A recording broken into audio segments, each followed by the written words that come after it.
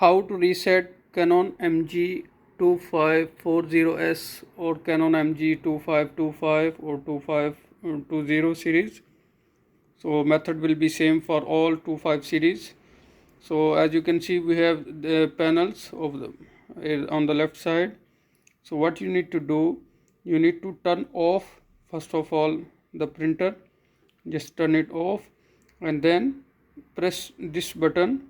We call it cancel button or whatever.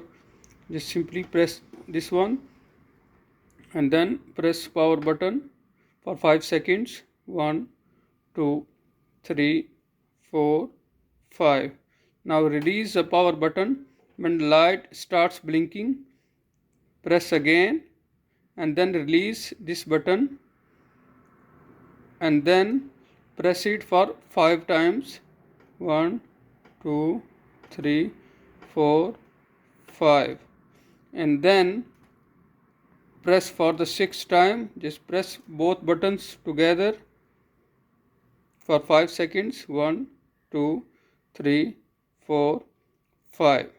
Now release both buttons and that's all. It will reset your printer.